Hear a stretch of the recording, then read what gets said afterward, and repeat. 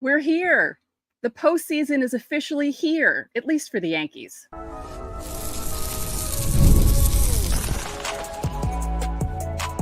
You are Locked On Yankees, your daily New York Yankees podcast. Part of the Locked On Podcast Network, your team every day. Welcome to Locked On Yankees, which is part of the Locked On Podcast Network, your team every day. Thank you for making us your first listen every day. I'm one of your hosts, Stacey Gotsulias. You can start the season with a big return on FanDuel. Place your first $5 bet and you'll get started with $200 in bonus bets guaranteed. Visit FanDuel.com to get started. With me, as always, my co-host, Brian McKeon. Brian. Oh, there you are. Playoff bound, Stacey. How does it feel? Well, it feels better than last year. I will say that. Thank you for joining the live show. We're doing it a little different. We gave ourselves Sunday night off, decided to do this on a Monday afternoon. So to the people who are here, thank you for being here. Before we get started, don't forget, subscribe to the podcast on whichever podcasting platform you prefer. Subscribe to our channel on YouTube, like our videos, hit the bell so you know when our videos go live. We're going to look at your comments in segment 3. So make sure you do comment in the chat and we'll chat with you. It'll be fun. We're going to talk about the Mets Braves situation because that's coming up soon and how disappointing it actually is now that the weekend is over. But first, let's look at who the Yankees could be playing in the ALDS. Yeah, so full disclosure, I actually can't believe that they're the 1 seed. In all honesty, I can't, like, with how the season went, the ups and downs they had, the poor play throughout the month of June and July, and then to get, like, think about all the bad losses they had this year and all the shows that we came on absolutely fuming, whether it was bad managing, blowing it up in the bullpen, not being able to score any runs. The period of time we went through where they just looked like inept baseball teams, and now all of a sudden being the 1 seed, and now the postseason runs through the Bronx. I don't know how in the world that happened, but I want to start it off before we get into pitching matchups and the really in-depth stuff, which I know you guys are itching for. We have to mention this, and I do think this. I don't think this is hyperbole saying this. This is the first year in this mini Yankees era, right? The Aaron Judge era, let's call it, right? Since 2017, when that team started and this whole regeneration of the roster and guys being paid and getting Garrett and the road to getting Garrett Cole and Giancarlo Stanton and all those moves. This is the first time that there is no excuse for them not to win the American League. Yeah. I fully believe that. I'm not saying that as Yankee fan who remembers 98 and thinks they should win the World Series every year. No. What I am saying that as this is the first year in this era, back to 98, back to 99, there is no excuse not to win the American League. There's no one in front of them that's definitively better than them. No one in the American League has a better starting rotation or a better lineup than them. They don't. Nobody has the superstar and the star power they have in their lineup. Before we get into the pitching matchups and who they're going to play and who they possibly could play, there is no team that comes out in front of them that they shouldn't beat. And I fully believe that. Yeah, but I feel like this Yankee team is one of those. They feel like the ones from the early 2000s where you could either lose in the first round or go all the way, and you don't know which way it's going to go because if they have a bad few games, and that's how it is for the playoffs, you know, you could just have one bad week and it ends your season. You could have 2 bad days and it ends your season, depending on how long the series is. I just don't. I miss being confident about the Yankees going into the playoffs. The last time I felt truly confident about the Yankees going into the playoffs, probably 2010. I thought they had a chance to repeat in 2010. I really did. And 2011. I thought they had a chance to win it in 2011. Actually, yeah, 2011, they were still pretty good too. But Yeah. I think the last time I was really confident about a team and thought in my heart and soul that they were going to win a World Series was 2009. Like that was the last time I don't that. know if I'm heart and soul believe they're going to win the World Series. Again, if they got through the American League and played either the Dodgers or the Phillies, it would be a tough matchup. The Phillies have an excellent bullpen, great starting pitching, really deep lineup. The Dodgers are a little weaker. But regardless, we're not at that level of talking yet. I'm saying American League, they can either play the Orioles or the Royals in the first round in the ALDS. Those are the teams they can wind up seeing. Either one of those teams, what's the excuse? And I know Baltimore has sort of had their number this year. No excuse. Your starting pitcher is better than Baltimore's. It is. Your lineup, right? The way the lineup's been hitting is better than the way Baltimore's lineup has been hitting. Your bullpen, phenomenally better than Baltimore. You beat them in all three assets of the game. I don't care if they have your number all year. I don't care. Go out and beat them. Right? And if you go out and play the Royals too, the Royals scare me. You've said it too. The way they play really scares me. Stacey, they limped into the postseason. They played terrible over the last 2 weeks of the season. They're very lucky that they're not in the position the Diamondbacks are currently in, where they're begging for the Mets and or Braves to get swept so they can like fall into the postseason. Either way, there's no team stepping in front of the Yankees right now that they should be afraid of, that they can't beat, that they shouldn't beat. Right. They're going to be favored in every series they play, no matter who they play. They'll be the favorite. Every series, the elimination game is going to be played in the Bronx. Games 1 and 2 are going to be played in the Bronx. Garrett Cole's going to have the majority of his starts in the Bronx. Carlos Rodon, the majority of his starts will be in the Bronx. You can't go out there and lose the games. Any matchup you play in the ALDS is going to be against a young and experienced team. Any team you play in the American League that could lead to the American League Championship Series will be a younger, inexperienced team that only the Royals are built on their pitching. And now the Tigers have their pitching. It's definitely improved, especially with Skubal. Guess what? Skubal's in his second year in the league. Young pitcher, never pitched in a big game, never pitched in a postseason game. Let's see in the American League Championship how he handles the Bronx. Yeah. There is no excuse not to be able to win the American League. They're just right.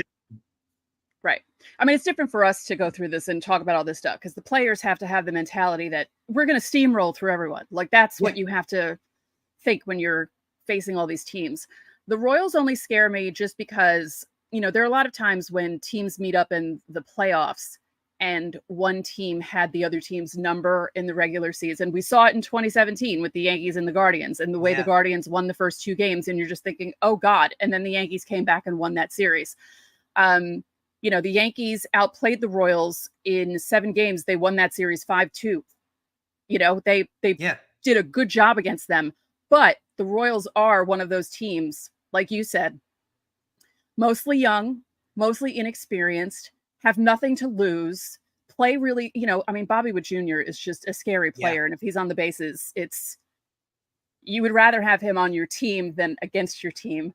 Well, the way Seth Lugo has pitched all year too, like they do have he's pitched like an ace all year. I know no one looks at Seth Lugo as an ace, but he's pitched like one all year.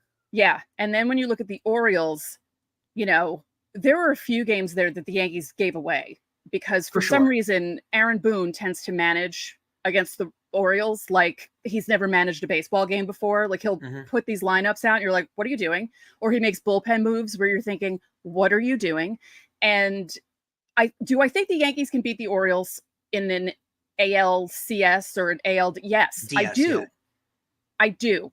But they just have to not make dumb mistakes. Yeah. And I think the Orioles, again, you're kind of also playing with that young and dumb mentality. Now, a lot of this team does have the experience of last year, which I think does help them. But there still is a young and dumb mentality. Every team they're going to play they are far more experienced than any team they could possibly play in the postseason. Far more experienced. You're talking about in this is now 6 straight years that they've 5 out of the 6 last years they've been to the postseason. There's 7. There's no excuse not to be the team. Again, You beat everyone. Name me the starting rotation. I know there's aces in the postseason, but I mean, guys, we'll get to your comments at the end of the show, but give me the starting rotation that's not better than the Yankees. Give me the starting rotation that matches up with Cole, Rodon, Heel, and Schmidt. There isn't that. Give me the team that has the star power, like Aaron Judge and Juan Soto. That doesn't exist. And give me, the Yankee bullpen has had its struggles throughout the year, but the other bullpens are awful too, especially the Orioles.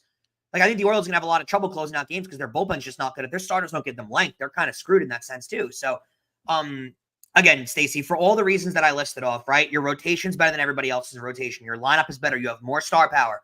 And the playoffs has to run through the Bronx. There's really no reason why they shouldn't be, teams should be scared of the Yankees. And I think there's value to be taken too. And I know he's become a bugaboo of Yankee fans, and it's kind of funny.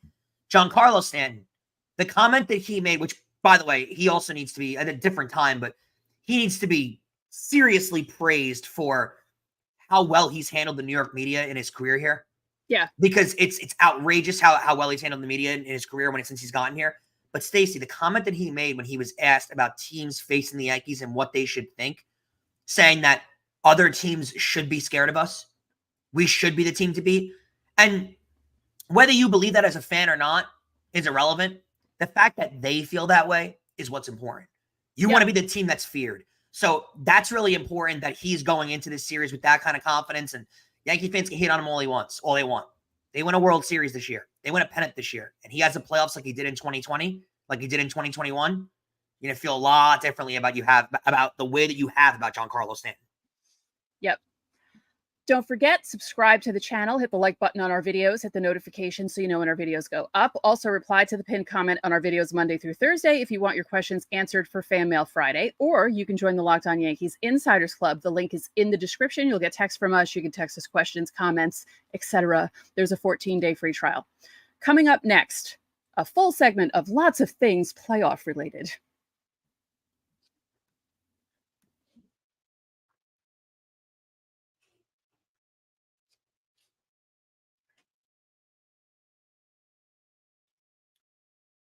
Hey, NFL fans, you can start this season off with a big return on FanDuel. It's America's #1 sports book. So when you get a hunch in the middle of the game, you can check out the latest stats, view live, play-by-play, and so much more on the same page where you place all of your bets. I mean, who hasn't been excited that NFL season is finally back? The best thing ever is sitting on the couch, cracking a pumpkin beer, and just watching the entire first month of the season go by, evaluating injuries, going back and forth of season over-unders, who likes your Super Bowl bets that are getting in super early now. You can get all of those in on FanDuel.com. It's super easy. You go onto the app. They got your futures. They got your games coming up. You can even go in and search look-ahead lines for the next week. Get ahead of your bets. And right now, you'll get started with $200 in bonus bets. It's guaranteed when you place your first $5 bet. All you got to do is visit FanDuel.com.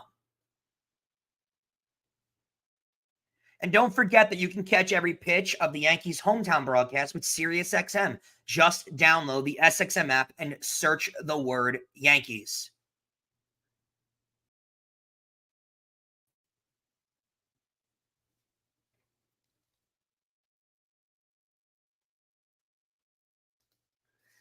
Thank you for coming back, guys. We have to discuss something before we get into the playoff madness that's gone around. And I want to get Stacey's opinion on this too, because you do see this happen in the playoffs multiple years when teams have buys or even a little bit of time off. It sort of can screw with your mojo, especially if you're going into the postseason extremely hot.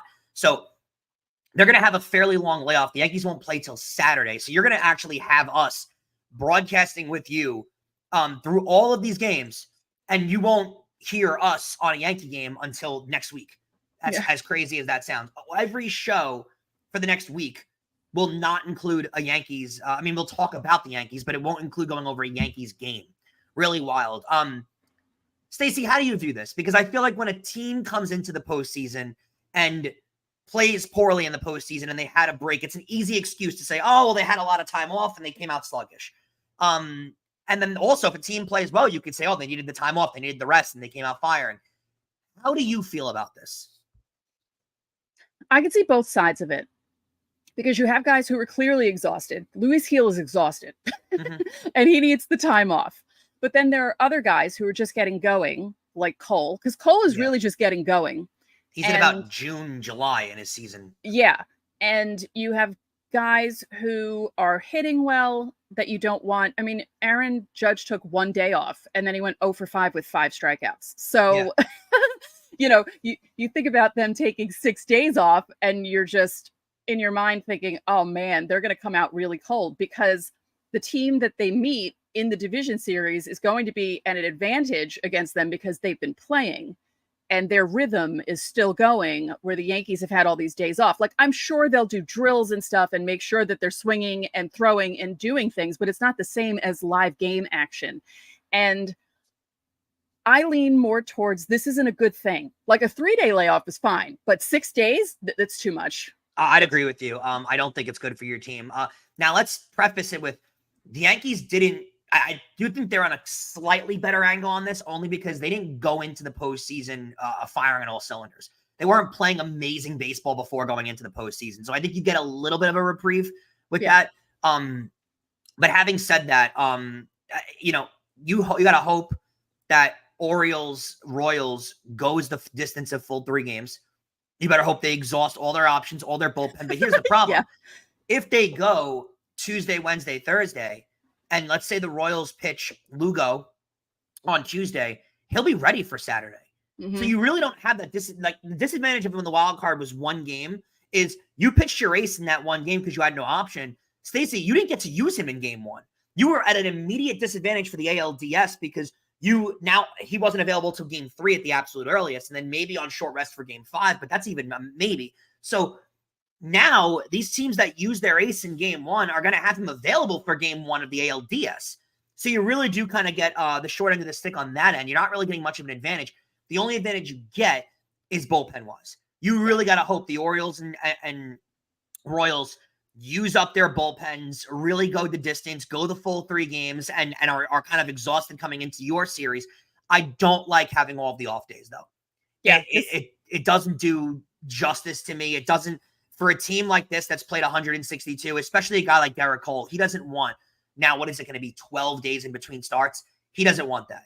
He wants to go out there and pitch. And I'm sure they'll give him a simulated game in between. I'm sure he'll get that, but it's still not the same as pitching every single day. Yeah, this is why you see wildcard teams making it to the World Series, because they have an advantage of playing straight through. Here's my thought about the whole thing. Having a long layover or layoff in football, hockey, and basketball makes sense, because in those sports, you're constantly moving or you're getting hit by another human being at the speed of a car hitting you, and you need the rest.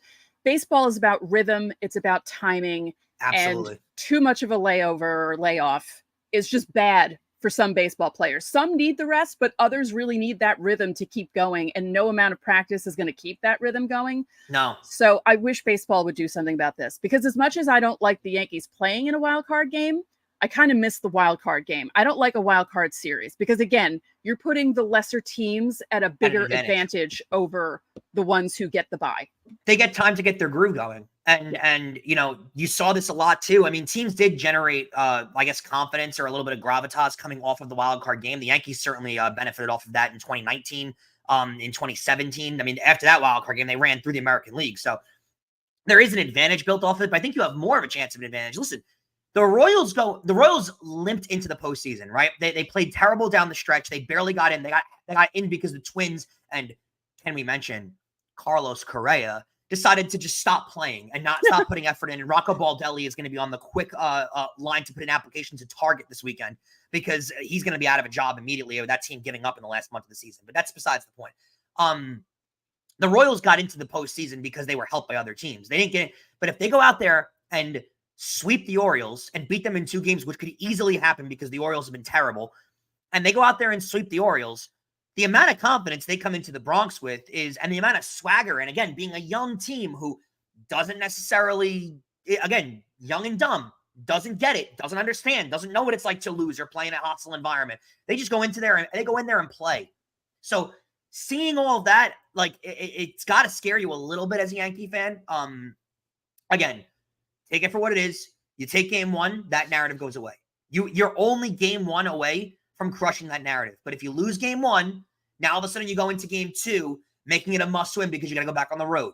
So you kind of, you got to have Garrett Cole come out there, give you a good start, and really, shove his foot down in the mound and just end the series, because you have a team of momentum come in, take game one. Now your back's against the wall and you're only down 1-0 in the series. Speaking of game ones, if the Mets or Braves win game one of their doubleheader, they make the playoffs, and this doubleheader doesn't really mean anything anymore, which is kind of annoying to me because baseball ruined what could have been an exciting end of the season heading into the playoffs if they had scheduled things correctly. Yeah. To begin with. Both teams get screwed here because here's the thing though. Both teams are making the postseason. Right. Because whoever wins game one is going to play none of their starters in game two. Right. So they're going to be basically forfeiting the game for game two, because why would you? Game one of their next series is tomorrow, is Tuesday. Why would the Braves have all of their top players? Say the Mets take game one. Why would in game two the Mets play Lindor, Alonso, Vientos? Why would they play any of those guys? So they're coming off a doubleheader going into game one on Tuesday in Milwaukee. Why would they do that? It would make absolutely no sense. So that's not what's going to happen. The Diamondbacks are now going to be forced to watch. The Diamondbacks apparently are at the stadium fully packed for a week road trip. And watching the two games in their clubhouse. That's basically watching what they're two doing. Games with champagne sitting on the side, not knowing if they're going to celebrate or not. You're not celebrating. I'm telling you right now, you're not celebrating. Both teams are getting in. Exactly. Yeah. That's the exact same way I feel. Both of these teams are going to get in. Again, because whoever wins game one is going to just sit everyone in game two, because it behooves you to not have all of your top players coming off of a doubleheader going into game one. Why would you do that to yourself? Especially if you're flying out to San Diego to play game one. That narrative of the team that wins game one is going to want to, the Mets are going to want to keep the Braves out of the postseason, or vice versa. The Braves are going to keep the Mets out of the postseason. You would do that if it didn't affect you. But if it does affect you, like playing all your top players in the second game of a back-to-back doubleheader, not even a day-night doubleheader. It's a single admission doubleheader, back-to-back. There's no way the other team would do that. Both teams are going to get in. If the team that loses game one doesn't get in, it's a major failure.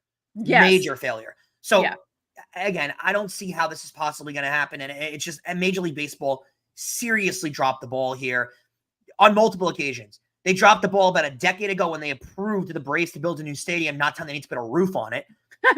And because who wants to play baseball in A, the hot summers of Atlanta, but B, during hurricane season?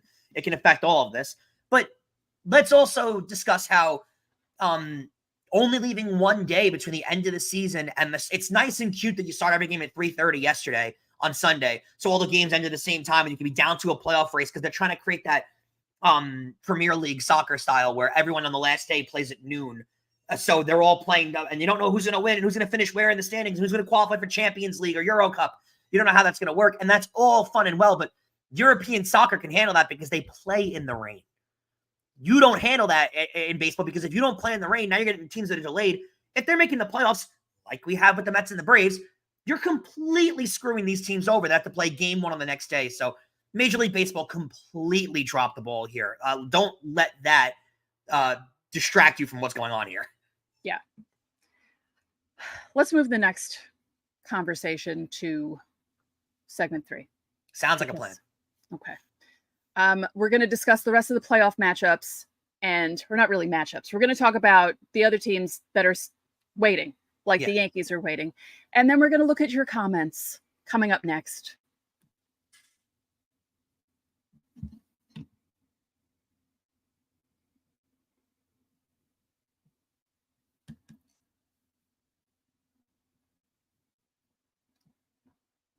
Here we go.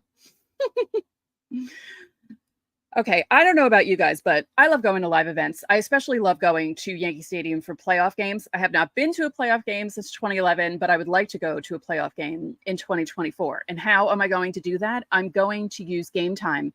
And it's never been easier to get the best tickets with Gametime. They have a feature called Gametime Picks. It does all the hard work for you. So instead of searching through thousands of tickets, it filters out the fluff. It shows you the absolute best deals on great seats. There's also a new feature called the Super Deal. It's fantastic. You can find incredible prices for seats that you might not be able to afford otherwise, and it breaks it down into different tiers. So if you want a premier experience, you can do that. Or if you want the best bang for your buck, you can do that as well. And if that wasn't enough, they have an all-in pricing feature. You just toggle on it. It shows you the full price up front, no surprises at checkout, and they offer the lowest price guarantee. If you find a better deal somewhere else, Gametime will give you 100% of the difference. So take the guesswork out of buying tickets with Gametime. Download the Gametime app, create an account, and use code LOCKEDONMLB for $20 off your first purchase. Terms apply. Again, create an account and use code LOCKEDONMLB. That's LOCKEDONMLB for $20 off. Download Gametime today. What time is it? It's game time. And don't forget, you can catch every pitch of the Yankees hometown broadcast with SiriusXM. Just download the SXM app and search the word Yankees.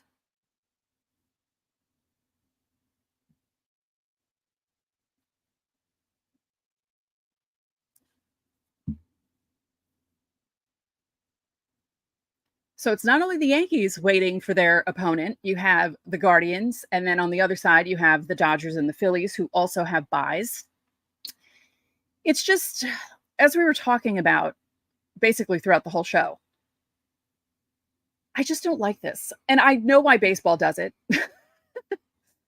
but I don't like it. And I think the majority of people don't like the wild card series. There are a few fan bases who really don't like the wild card series, especially with the way they've played out in the past couple of years, where you're feeling really good about your team. They get into the wild card series and it's womp, and they lose the 2 games.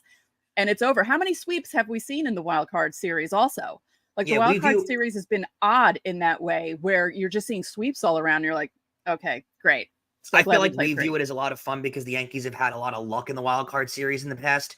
Well, not the series. They haven't played in the series actually, but they've had a lot of luck in the wild card games in the past. I really enjoy it because you're starting the postseason off with a game 7, which I think is the best thing. Yeah. Starting it off with a series to me is not really fair. Again, it's not fair to the teams that worked all year to get a good record because now you're making them sit around.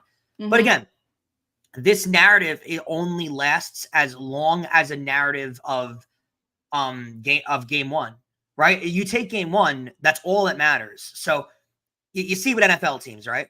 Is you get the first round bye and you go into the next week of the season, and if the NFL team loses that divisional round matchup, everyone says, oh, this is why they didn't play in the wild card game. They had the week off. They lost their mojo, everything like that. When that team wins the divisional round, that narrative goes away. It dies. No one talks about it. So the Chiefs every year don't play in wild card weekend, and the Chiefs are in the Super Bowl every year. So that narrative can kind of die if you take game 1. You lose game 1, the pressure, every talking head, including us on this podcast, on the radio, everywhere you see, will immediately call the Yankees out. Oh, the rest, the other team's coming in hot, this and that. You win game 1, that narrative dies. Then if you lose game 2, you're kind of in a weird way playing on house money because now you go on the road, at least you're tied 1-1. You don't want to lose game 1 because your back's against the wall. You're going on the road. You're down 2-0. It's a whole narrative. You don't want to you don't want to play into that. We get Tigers-Astros in game 1 Tuesday at 2:30 in the afternoon. I also hate this, by the way. Oh, yeah. I don't know why you can't stack these games. A true baseball fan is going to find a way to watch all these games. I mean, anyone I'm sure there's many of you in the chat that are like me. I've got 3 televisions in my apartment. So I've got plenty of access to be able to watch all these games at once if I really want to. I can put the laptop up, the iPad up. I've got plenty of abilities to be able to watch any amount of games that I want to at once. Trust me, I do it during hockey season, football season. Anyone that comes over and sees multiple TVs out thinks I'm a lunatic. It has to be done. So I'm sure everybody on here is able to watch multiple games at a time. I don't know why you don't stack these games up in prime time. I don't know why there's a game at 2:30 in the afternoon on a Tuesday. Astros-Tigers. I don't get that. Just like Royals-Orioles is going to be at 4 o'clock on a Tuesday afternoon when no one's home from work. Also, let's also announce that if you live in Houston and this game for you is starting at noon, who's getting to that game? Right. Unless you're taking off from work, how are you getting to that game? So game 1 is at 2:00. Game 2 is at 2:30 in the afternoon, Eastern time. So it's 12:30 in Houston, and then 12:30 again for game 3. So a potential elimination game for Houston could be played at 12:30 in the afternoon. How is that fair? Like, how is that fair to people that live in Texas? And I'm not saying that Houston, listen, no love lost for the Astros, but how is that fair to people that live out there to be able to go to? How can they possibly pack the ballpark? Yeah. It makes also, no sense. I saw someone bring up the fact that they wish that there was an option for everyone to watch their local broadcasting team broadcast playoff games. Like for the national audience, they can watch the national broadcast, and for local people, they could watch their local guys do play-by-play and color for the playoffs, because it would make it more personalized as opposed to having people who don't usually watch your team. But one second, you mentioned a bunch of screens, and I had to put this up because I took a screenshot of it because I thought it was the funniest thing ever. On Saturday, Bryce Patrick of Locked On Rangers posted this on his Instagram stories, but this is what his living room looked like when he was watching to me. He was watching football. It looks like heaven to me. I'm sure it has no correlation with also being single, but it looks like absolute heaven to me, having 9 televisions in your room and a plate of wings there and a beer. It's just it's all the beauty in the world that you could possibly It's like a few want. televisions, his iPad, a number of computers, just a whole It's perfect. And I'm sure he's got the FanDuel Sports app right open there, getting in on all the games. There's nothing better than a Sunday with the weather a little chilly outside. You got playoff baseball on the main screen. You got the football games on the other screen. There is nothing better than all of that. Like, and all you guys know that too. Like, it's nothing. It's not news to anybody. It's absolutely perfect. It's just, all these teams getting completely screwed over by this. It makes absolutely no sense playing these games early in the afternoon. You ruin it for the fan bases too, because now you can't pack a stadium. And it's not even 2:30; it's 2:32. Oh, okay, That's the thank start you. time. You had to add that in just to annoy me, because God forbid we could ever start a game at an even time.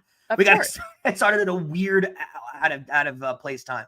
So Robbie Garnes agrees with us about having the sanitized version of announcers, because wouldn't you rather? Now, Michael Kay is doing, if I'm not mistaken, he's doing the Tigers Astros series, which is so weird. Yeah, so weird. It was weird hearing him call home runs for the was it the Cardinals and the Phillies, and saying "see ya" and saying "see ya." It's just like, what? No, that's strange. But yeah, I would just rather listen to my own guys do the games and have Meredith on the sideline. Like, it's cool that Yes does all the post-game stuff and they report on all of that, but you imagine it's not the same. You do all this work for spring training, 162 regular season games, and then boom, done. No more broadcasting for you, because Fox, TBS, and all these other places have to have their share of playoff games. But that's fine. I don't have a problem with them getting the broadcast. Like, I don't have a problem with TBS also doing it. If you choose to watch the TBS broadcast, let them. But why can't I get a Yes broadcast? The radio hasn't taken over. Like, John Sterling's calling all these games on the radio. Yeah. You know, and I got to be honest with you too. Like, if you're a nostalgic Yankees fan, I know there's differing opinions on how you guys care about Michael Kay or not. But like, Michael Kay to me is one of the best broadcasters in the game right now. And do you, as a Yankee fan, not want to hear him call those? I mean, don't you have memories of the early 2000s and the late 90s hearing Michael Kay call those World Series games? And now you're not going to get that ever again, really. I mean, you know, Rangers fans complain the same thing. Sam Rosen cannot call, you know, classic Ranger games anymore. Ian Eagle doesn't get to call the Jet playoff games if the Jets ever play in the playoffs again. You get what I'm saying, right? Like, all these teams don't get to have their guys that you're used to hearing the voice of call these games. It really kind of is upsetting in a sense. That's right. I forgot he did that too. Yeah. Yeah. It's not enjoyable. Sorry. There was a bug flying around my room. What is happening? But yeah, so we're here. It's Monday. They're not playing till Saturday. We will have shows all week. I will be solo for Tuesday's show, but Brian will be back for Wednesday's show. The schedule is up in the air right now, because I'm thinking I might do this same thing tomorrow by myself. Just make it a noon live stream, and we can do Wednesday too if you want. Same thing. Yeah. All right. So let's say Tuesday and Wednesday are also going to be noon live streams. Tuesday by myself, Wednesday with Brian. Just because the Yankees aren't playing, it's not like we have to, recap games and get things in early. We're kind of giving ourselves a break because if this is a long playoff run, we're going to have a lot of stuff to talk about. When this is a long playoff run. Sure. Speak it into existence. Come on. I know. Let's manifest it. Let's all manifest it. We'll light some sage. We'll get things going. I hope that I am losing a lot of money spending money on playoff tickets this year. Yeah. I'll say that. I don't really say that I hope I'm losing a lot of money in the coming month, but I hope I lose a lot of money in the coming month. See, John the Beagle Dad agrees with Not if, when. We speak it into existence, guys. Come on. There's 83 of you in this live chat at noon on a Monday, by the way. Thank you very much. But 83 of you in this chat right now. Speak it into existence, guys. There you go. There's someone on your side. Razzle there you go. Thanks, Razzle. Yeah. I just yes, Debbie. See, I had more bravado and more confidence in my 20s when they were winning all the time, and then I learned my lesson the hard way in 2004. And I've been damaged by that for the last 20 years. So I'm very careful with my words and how I behave. And the only year that I felt, like I said, was 2009, that 4-game sweep against the Red Sox in early August. I was at the Sunday game. And as soon as Tex and Damon went back to back, I knew in my gut that they were winning the World Series that year. And I haven't felt the same since. But I'm just saying. Need a moment. Where is it? Where'd it go? I mean, yeah, it's like I said in segment 1, it feels like a team who could go all the way, right? But it also feels like a team who can just fizzle out. King Mark, I never said I trusted them. Right. I never said I trusted them. I hope to God they win, but I never said I trust them. Right. Oh, okay. Thomas Hernandez, what speculations do you have, Stacey? Because you seem to always have one and it always happens. True. That was her. She gave you a speculation. They're either going to get swept in the first round or win the World Series. Right. There's no in between with this team. Honestly, it just feels that way. I don't know why. They're just so hot and cold. They're so hot and they're cold. They're yes and they're no. Just kidding. Sorry, Katy Perry. Oh boy. We're here. I'm just happy it's the postseason, right? Because last season was a big bummer when they missed the postseason and we had to go directly into the offseason. It felt very foreign to me because I had started the show in 2018 and the closest I got to no postseason was when they lost the wild card game in 2021. And it's close enough, but it's still, you had at least the wild card game, where last season was just so strange. Yeah. Heading in, knowing that, great, I have to watch other teams in the playoffs. But then again, it was a nice, relaxing October, honestly, because I thought, okay, my stress levels are going to be low. I get to watch other teams play, and I don't really have a horse in the race, and I don't have to root against. Well, I rooted against the Astros, obviously, but other than that, it was nice and relaxing. And I'm getting a playoff sit on the tip of my nose. Unbelievable. Why there? Why there? And if you haven't listened to previous shows, I used to get playoff sits all the time. Good. My coworkers. Your stress level's high. Yeah, my coworkers would laugh at me because they'd know when I showed up to work with like 3 new zits on my face. Oh, yeah, it's Yankees playoff time. That's just the way it was. So we're here. It's unbelievable that the regular season is over because it really feels like yesterday that they were in Houston sweeping the Astros, Soto having the big hits, Oswaldo Cabrera having the big hits. And now we have how many days of nothing waiting for the Yankees to play? We'll get there. We will get there. Yes. So again, tomorrow noon, Wednesday noon, live streams. If you can be here, that'd be great. If you can't, watch the replays and listen to the replay after we're done. So one more time, you can catch every pitch of the Yankees hometown broadcast with SiriusXM. Just download the SXM app and search the word Yankees, and you will be hearing John Sterling hopefully calling home run calls for Judge and Soto and Stanton and maybe Trent Grisham if he makes the postseason roster, which I hope he does. Thank you for making Locked On Yankees your first listen. Now go check out the Locked On MLB podcast. Prepare for the Fall Classic with Sully, who has it all covered every single day. The link to Locked On MLB is in the description, so you don't need to search. It's part of the Locked On Podcast Network, your team every day. And when the games start up again, make sure you check out the Locked On Yankees postcast right here on the Locked On Yankees podcast feed, as well as streaming on Locked On Sports New York. They have a YouTube channel. Get rapid reaction to all the biggest moments with the Locked On Yankees postcast. So that'll do it for this live edition of Locked On Yankees. I'm Stacey Gotsoulias. And I'm Brian McKeon. We'll see you the rest of the week.